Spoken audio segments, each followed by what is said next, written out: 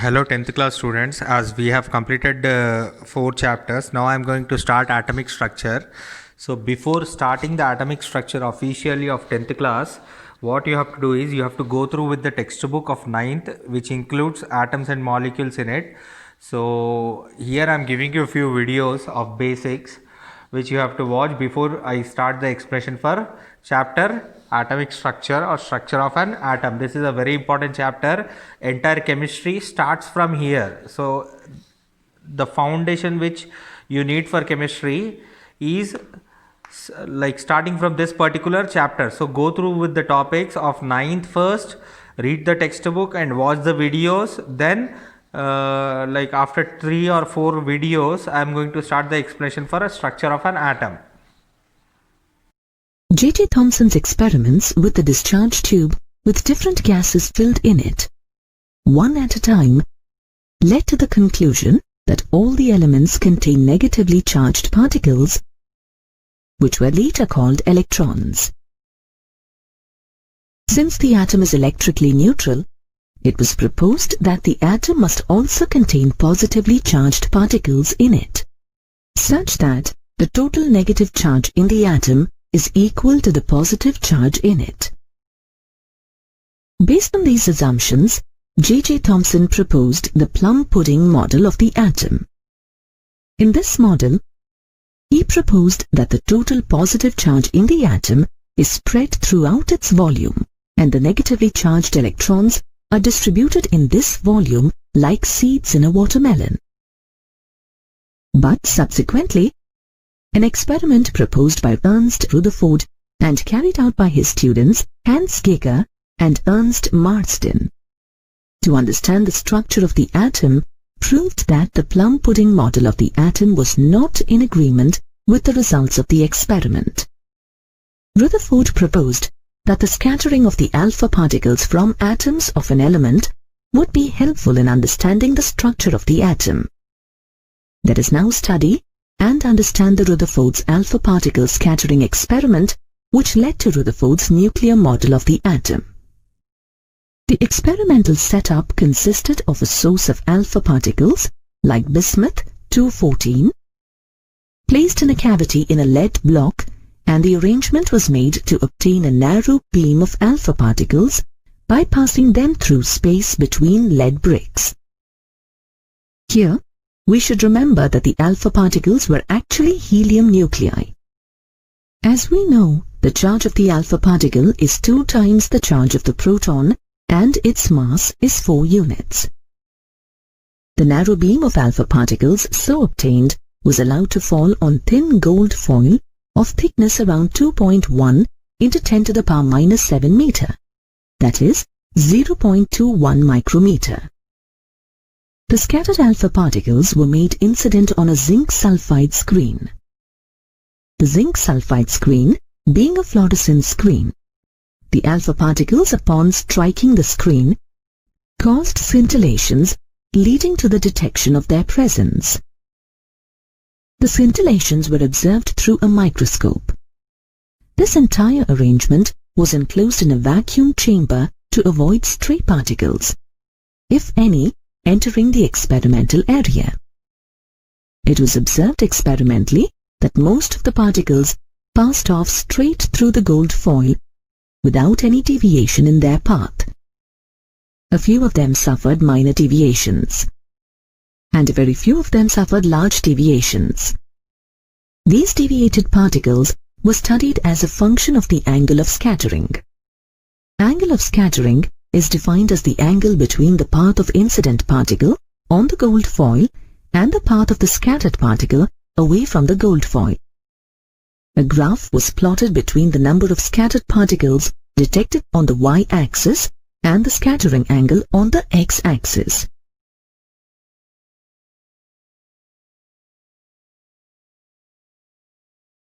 Based on the data from the graph, Rutherford made the following conclusions. The number of particles for nearly zero angle of scattering was very large, indicating that most of them had passed almost straight through the gold foil. This implied that most of the atoms must have been empty. Out of all the incident alpha particles, only about 0.14% of the particles scattered by more than 1 degree. This was due to the fact that these particles passed close to the central part of the atom, which must have been positively charged.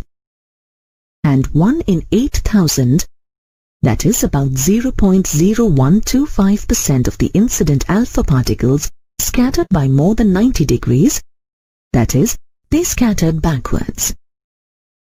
For this to have happened, such alpha particles must have experienced a large repulsive force.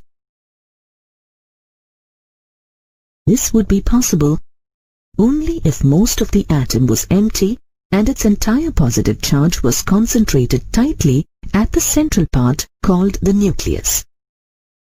In such a case, the alpha particles which moved very close to the central part would experience large repulsive forces and suffer deflections greater than 90 degrees. Based on these assumptions, Rutherford proposed the atomic model, henceforth called the Rutherford's nuclear model of atom.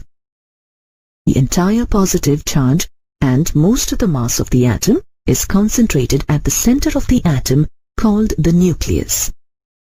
He also proposed that the electrons revolved around the nucleus in orbits, just like planets revolving around the sun. Hence, the Rutherford's atomic model is also known as the planetary model of the atom. Based on Rutherford's experiments, the size of the nucleus was estimated to be around 10 to the power minus 15 meter to 10 to the power minus 14 meter. According to the kinetic theory of gases, we know that the size of atom is about 10 to the power minus 10 meter. So, the atom is about 10,000 to 100,000 times larger than its nucleus. Now, by using Rutherford's nuclear model of the atom, we can explain the scattering of alpha particles from the gold foil. As the gold foil is very thin, it can be assumed that the alpha particle undergoes one scattering due to the gold nucleus. So, to calculate the trajectory of an alpha particle, it is enough to consider the scattering of an alpha particle by a single gold nucleus. The atomic number of gold is 79. That is, the nucleus of gold contains 79 protons. Therefore, the charge on the gold nucleus is equal to 79e, where E is assumed to be the charge on each proton. Hence, the gold nucleus is approximately 50 times heavier than the alpha particle. Hence, it can be assumed that the gold nucleus remains stationary during the scattering process. Now, according to Coulomb's inverse square law of electrostatics, the magnitude of the repulsive force between the alpha particle and the gold nucleus F is equal to 1 by 4 pi epsilon naught into 2e into Ze by r square, where r is the distance between the alpha particle and the nucleus of the gold atom. This force acts along the line joining the alpha particle and the nucleus of the gold atom. The direction of this force and its magnitude continuously changes as the alpha particle approaches or recedes from the nucleus. The path of the alpha particle depends on the impact parameter b for the scattering, which is defined as the perpendicular distance between the direction of the initial velocity of the alpha particle and the nucleus of the gold atom. The alpha particles have a range of impact parameters. So the alpha particles are scattered in different directions. If the impact parameter is large, the alpha particles pass without deviation. That is, the scattering angle is approximately 0 degrees. For relatively small values of b, that is, when the alpha particles are directed very close to the nucleus, there are huge deviations. If the alpha particles are directed in the same line as of the gold nucleus, then they undergo a head-on collision, in which case the impact parameter is the least and hence the scattering angle is approximately 180 degrees. Therefore, such alpha particles bounce back. Since very few of the incident alpha particles undergo head-on collision, it can be said that the mass of the gold atom is concentrated in a very small region called the nucleus.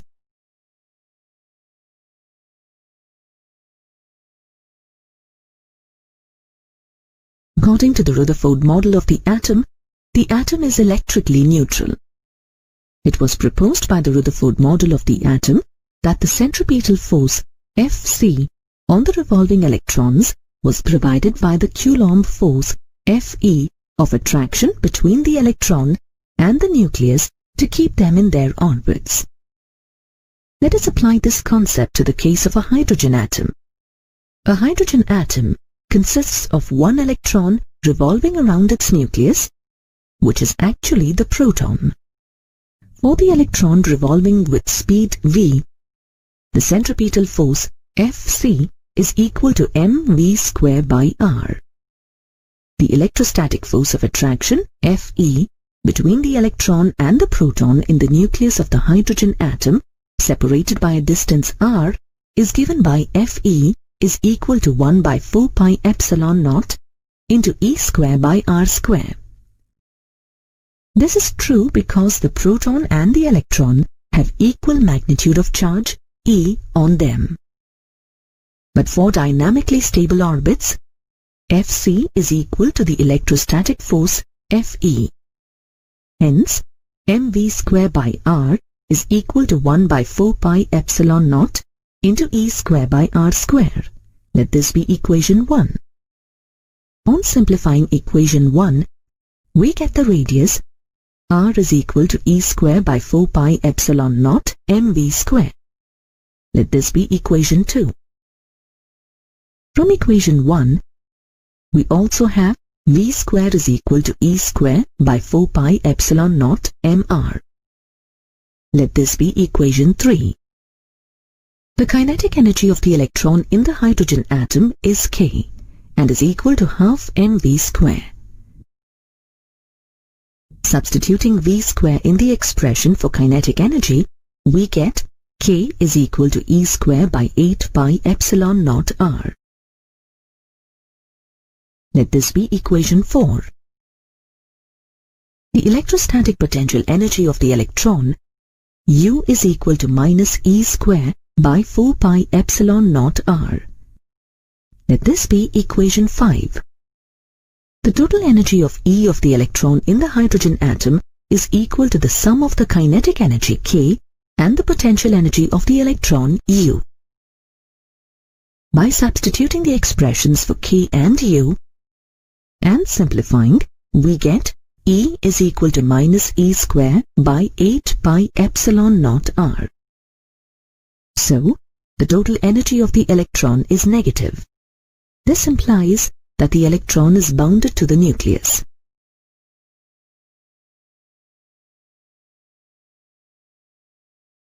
When a metallic body is heated, it emits electromagnetic radiation. The radiation may consist of different wavelengths.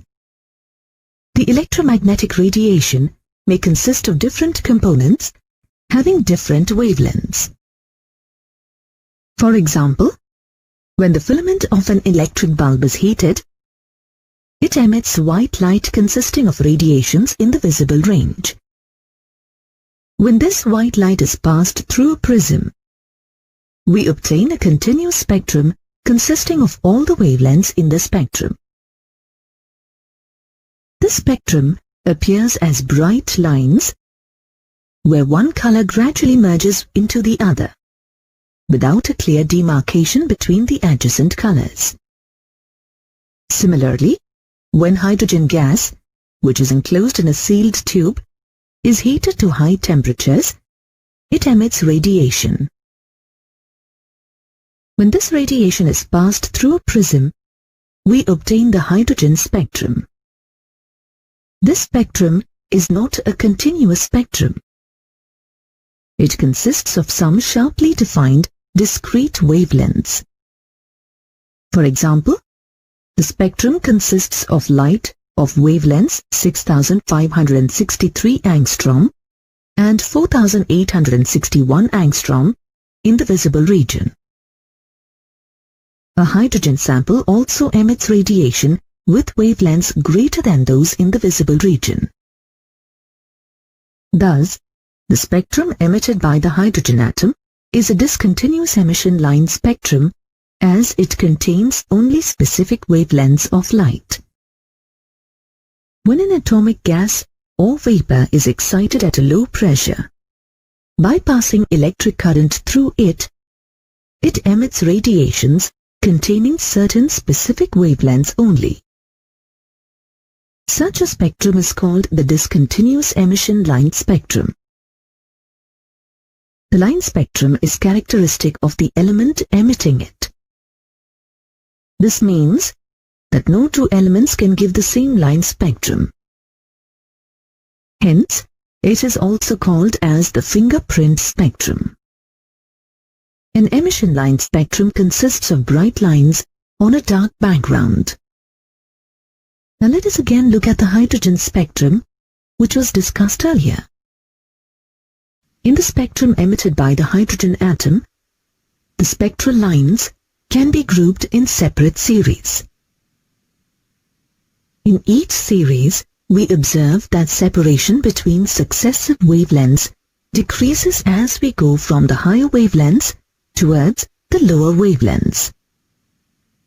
Each such set is called a spectral series. An important point to remember is that the wavelengths in each series approach a limiting value known as the series limit. Johann Jacob Balmer was the first to observe such a spectral series. Hence it was named as the Balmer series. The other such series emitted by hydrogen are namely the Lyman series, Paschen series, Brackett series, and Pfund series, where each one has been named after its discoverer. Let us look at the lines emitted as part of the Balmer series. The line with largest wavelength in the series is called H-alpha, then followed by H-beta, H-gamma, and so on in the descending order of wavelengths. As the wavelength decreases, the lines appear closer and weaker in intensity. The Balmer series lies in the visible region. Now, let us look at the H-alpha line of the Balmer series. Balmer gave a simple empirical formula which these wavelengths follow. If the wavelength of the spectral line emitted is lambda, then 1 by lambda is equal to r into 1 by 2 square minus 1 by n square, where r stands for Rydberg constant, which is equal to 1.097 into 10 power 7 per meter, and n takes integral values 3, 4, 5, and so on up to infinity. This equation is called the Balmer formula. Let this be equation 1. Balmer series can also be written in terms of frequency, nu. We know that velocity of light c is equal to nu lambda. That implies 1 by lambda is equal to nu by c. Substituting this value of 1 by lambda in equation 1, we get nu is equal to rc into 1 by 2 square minus 1 by n square. Substituting n equal to 3 in equation 1, we get 1 by lambda is equal to 1.097 into 10 raised to the power 7 into 1 by 2 square minus 1 by 3 square. This is equal to 1.522 into 10 raised to the power 6. Thus, lambda is equal to 6563 angstrom or 656.3 nanometer. This is the wavelength of the H-alpha line of the Balmer series in the red of the visible region. For the next line of the series, the H-beta line, we have n equal to 4, and for n equal to 5, we obtain the H-gamma line of the series.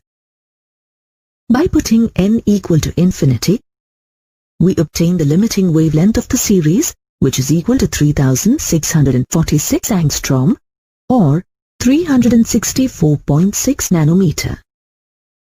The limiting wavelength is the shortest wavelength of the series. Now let us look at the Lyman series, which has wavelengths in the ultraviolet region of the spectrum. The presence of ultraviolet wavelengths can be detected by a silver chloride soaked paper, which turns black when exposed to them.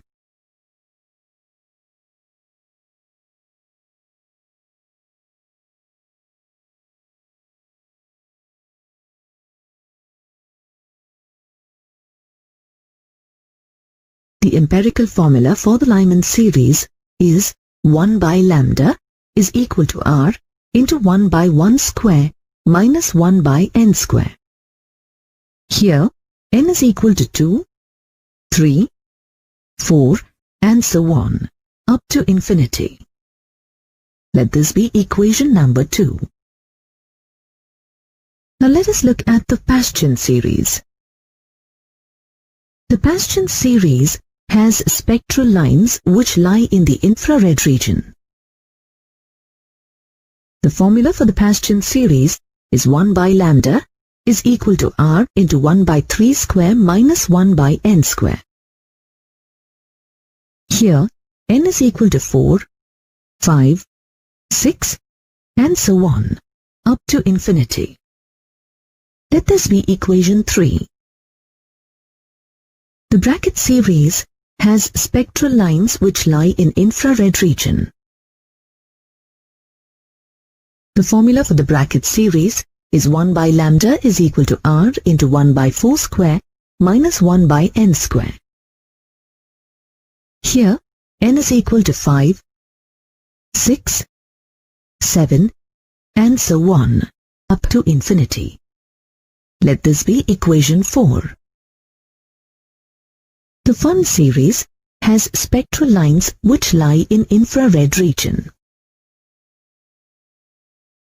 The formula for the Fun series is 1 by lambda is equal to R into 1 by 5 square minus 1 by n square. Here, n is equal to 6, 7, 8, and so on, up to infinity. Let this be equation 5. Spectra of only few elements like hydrogen, singly ionized helium, doubly ionized lithium, etc. can be represented by the simple formulae like equation 1, 2, 3, 4, and 5. Still, these equations are very important as they give the wavelengths that a hydrogen atom radiates or absorbs. When white light passes through a gas and the transmitted light is analyzed, we get a spectrum called absorption spectrum. The absorption spectrum consists of dark lines corresponding to the wavelengths which were formed in the emission spectrum of the same gas. An element can absorb those wavelengths which it can emit. The absorption spectra of elements consists of dark lines against a bright background. Rutherford's nuclear model of the atom postulates that electrons revolve around the nucleus, which contains the total positive charge of the atom. However, it could not explain certain other facts. Let us now look into the drawbacks of Rutherford's atomic model. It assumes that the system of electrons revolving around the nucleus is similar to that of our planetary system. As the gravitational force holds the planetary system together, the electrons around the nucleus are held by electrostatic force in an atom, which is given by Coulomb's law. The electrostatic force between the electron and the nucleus acts as the centripetal force on the electron, because of which the electron gains centripetal acceleration. According to the classical electromagnetic theory, an accelerated electron should continuously lose energy as it emits radiation in the form of electromagnetic waves. As a result, the electron would spiral inward and eventually fall into the nucleus, and thus make the atom unstable. Also, the classical electromagnetic theory states that the frequency of electromagnetic waves emitted by the revolving electrons is equal to the frequency of its revolution. As an electron spirals inward, its angular velocity and frequency changes continuously,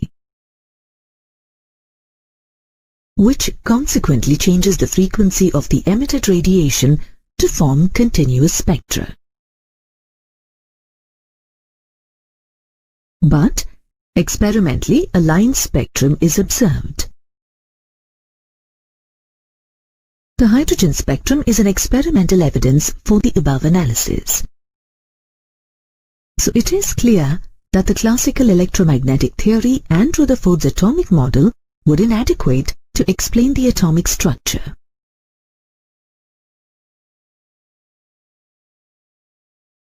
In order to overcome these limitations, in 1913, Niels Bohr gave his postulates based on quantum theory of radiation.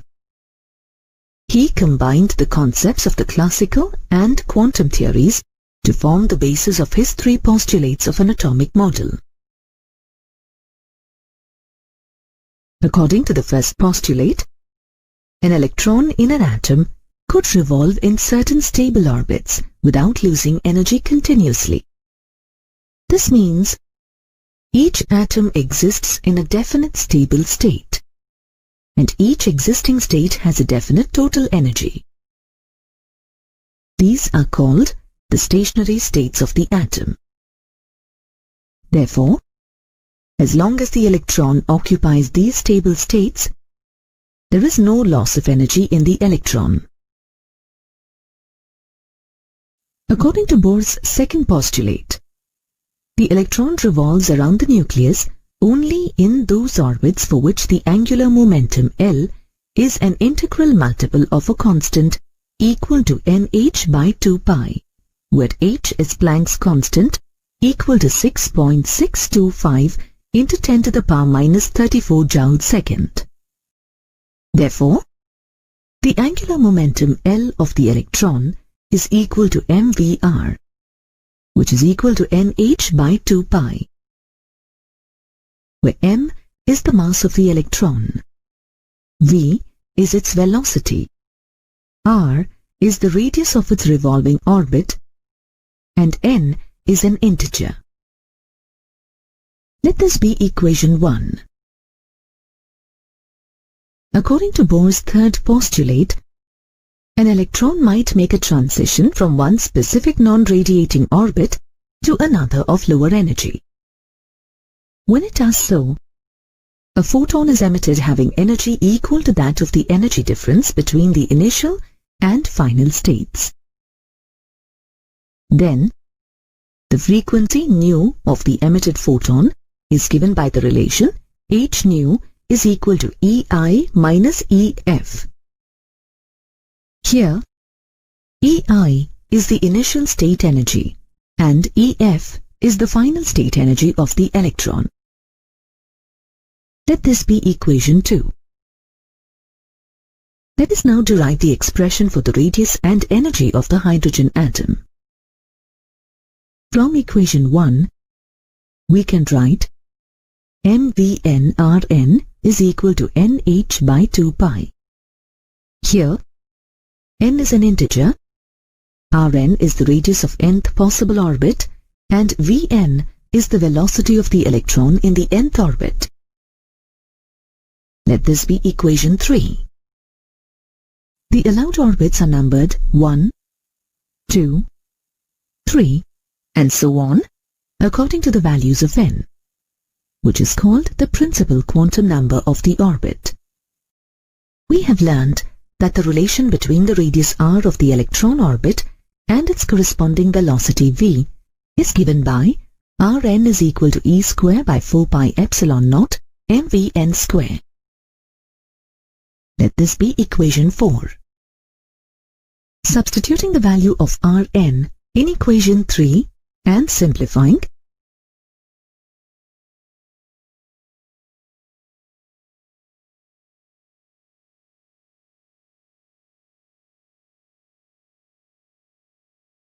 we have Vn is equal to e square by 2 epsilon naught nh.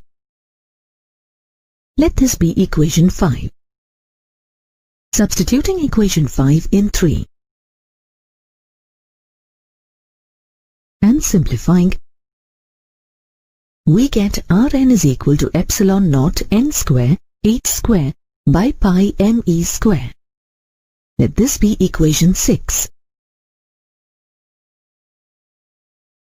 By substituting n equal to 1 in the above equation, we get the radius of the innermost orbit, which is Bohr's orbit and is represented by A0. Given A0 is equal to epsilon naught h square by pi me square. Substituting the value of Planck's constant h, epsilon naught, and the magnitude of the charge of the electron E, and simplifying,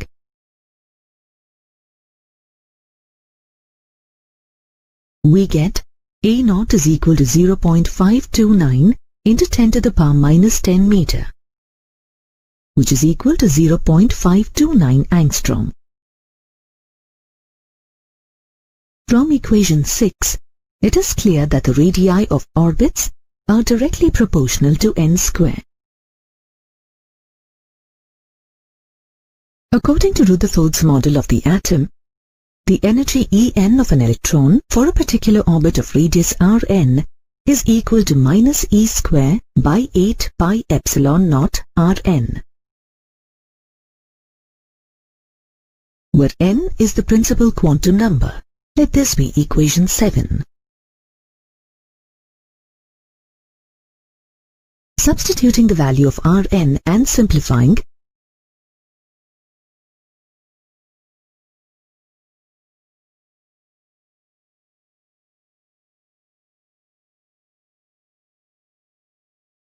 we get En is equal to minus me to the power 4 by 8n square h square epsilon naught square. Let this be equation 8.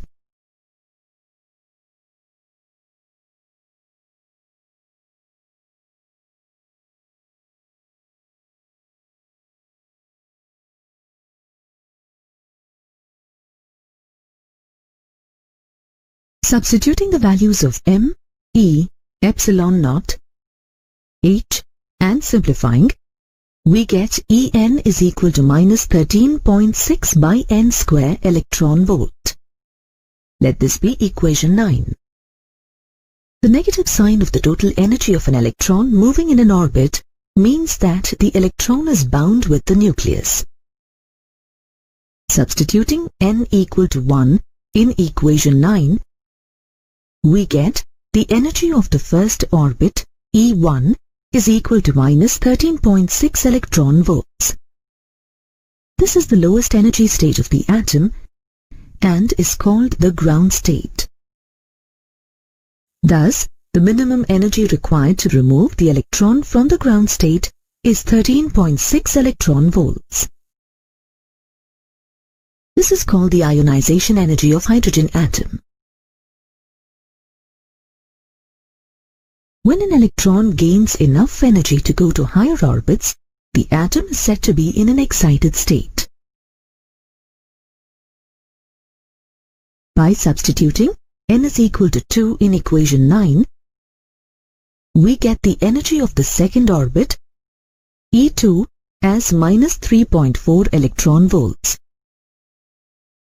Similarly, By substituting n is equal to 3 in the expression for En, we get the energy of the third orbit, E3, as minus 1.51 electron volts.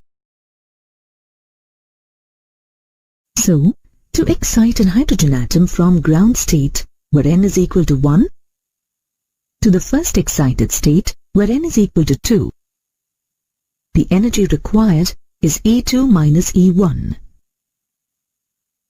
This is equal to minus 3.4 minus 13.6, which is equal to 10.2 electron volts. Similarly, to excite an hydrogen atom from the ground state, where n is equal to 1, to its second excited state, where n is equal to 3, the energy required is E3 minus E1. This is equal to minus 1.51 minus 13.6, which is equal to 12.09 electron volts. When the electron falls from the excited state to its ground state, it emits a photon whose energy is equal to the energy difference between the excited state and the ground state. For example, if the electron comes to its ground state from the first excited state, the energy difference will be E2 minus E1 equal to 10.2 electron volts, and thus a photon of energy 10.2 electron volts will be emitted.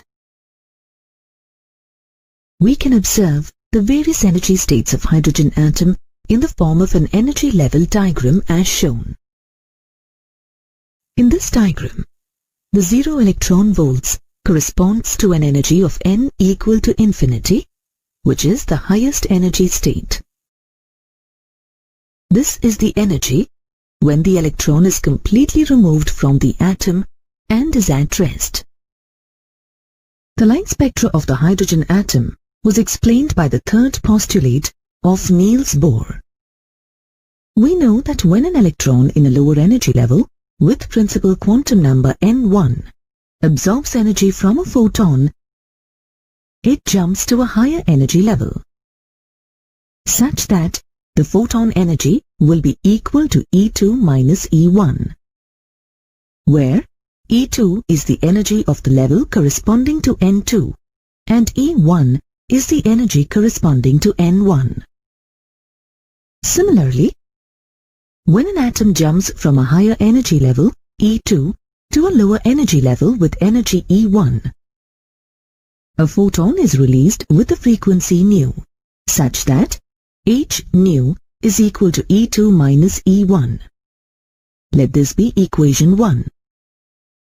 We have seen from Bohr's postulates that the energy En of any level corresponding to a principal quantum number n is given as En equal to minus m e to the power 4 by 8n square epsilon naught square h square. Now using the result of equation 2 for n1, the energy E1 is equal to minus m e power 4 by 8 n1 square epsilon naught square h square. Let this be equation 3. Similarly, for n2, the energy E2 is equal to minus m e to the power 4 by 8 n2 square epsilon naught square h square. Let this be equation 4. On substituting equations 3 and 4 in equation 1 and simplifying, we get h nu is equal to me to the power 4 by 8 epsilon naught square h square into 1 by n1 square minus 1 by n2 square. This equation is called Rydberg's formula. Let this be equation 5.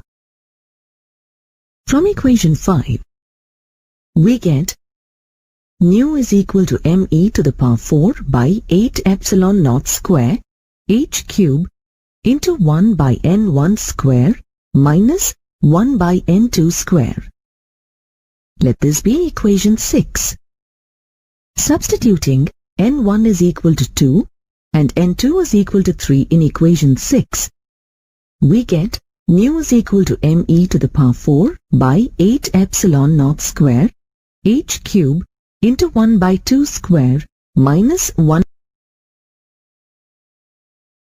From equation 6, comparing nu with the empirical formula for Balmer's series that you have learnt earlier, we get nu is equal to Rc into 1 by 2 square minus 1 by n square. Hence, we see that the value of R, or the Rydberg's constant, is equal to m into e to the power 4 by 8 epsilon naught square h cube c. Substituting the values of mass of the electron m, charge on the electron e, permittivity of free space epsilon naught, Planck's constant h, and speed of light c, we get R is equal to 1.03 into 10 to the power minus 7 per meter. This value of R is very close to 1.097 into 10 to the power minus 7 per meter, which is obtained from the empirical formula of Balmer. This agreement between the theoretical and experimental values of Rydberg's constant provided a direct and striking confirmation of the Bohr's model of the atom. So, when we substitute N1 is equal to 2 and N2 is equal to 3, 4, 5, and so on, we get the Balmer series. Similarly, when we take N1 is equal to 1 and N2 is equal to 2, 3, 4, and so on, we get the Lyman series. When N1 is equal to 3 and N2 is equal to 4, 5, 6, and so on, we get the Paschen series. When N1 is equal to 4 and N2 is equal to 5, 6, 7, and so on, we get the Brackett series. Similarly, when N1 is equal to 5 and N2 is equal to 6, 7, 8, and so on, we get the Pfund series. In this diagram, it is clearly seen how different atomic series are produced when electrons jump from a state of higher energy to a lower one. These lines are called emission lines. Likewise, absorption spectra is also obtained when an atom absorbs a photon having an energy equal to the difference in energies of two levels, and it makes a transition from the lower energy level to the higher one. This is called absorption.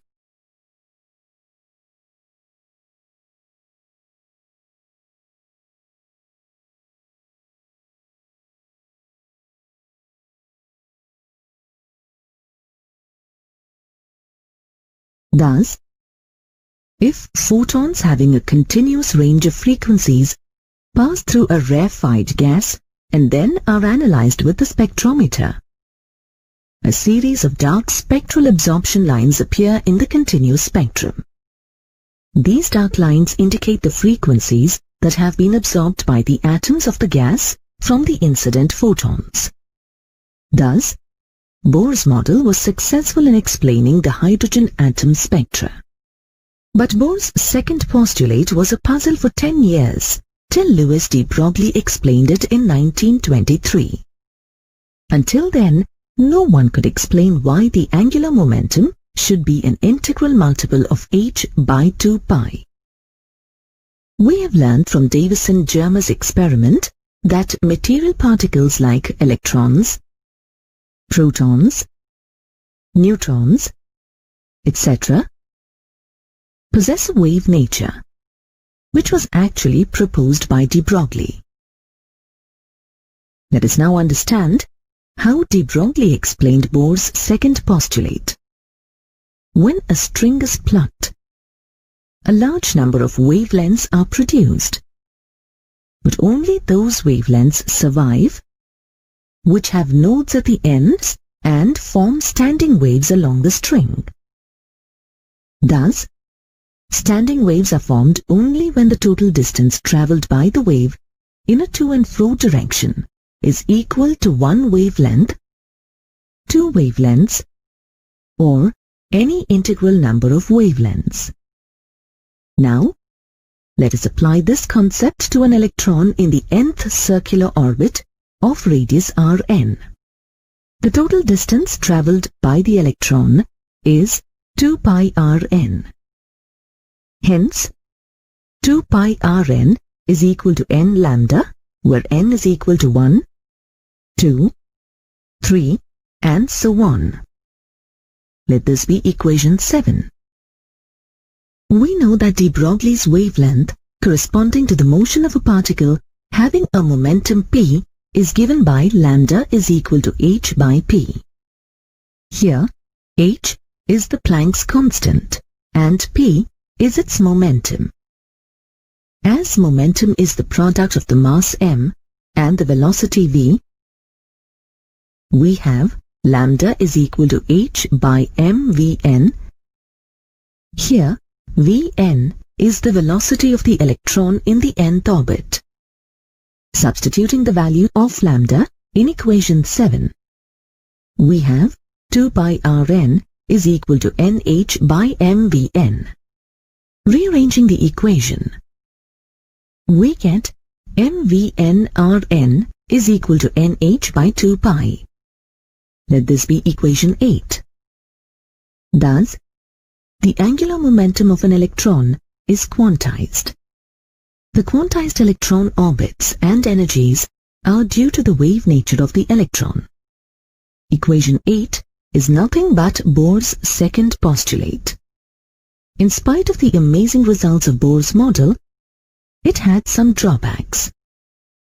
Bohr's model could be applied only to hydrogen-like atoms. That is, the atoms having only one electron, like singly ionized helium, doubly ionized lithium, etc. It could not explain the spectrum of atoms with more than one electron. Bohr's model included only the electric force between the electron and nucleus, but it did not take into consideration the electric forces between electrons in multi-electron atoms. Though the frequency of spectral lines was correctly predicted by Bohr's model, some frequencies are relatively more intense than the others. Bohr's model could not explain this fact. Thus, the atomic model of multi-electron atoms can be better understood by applying a new theory called the quantum theory.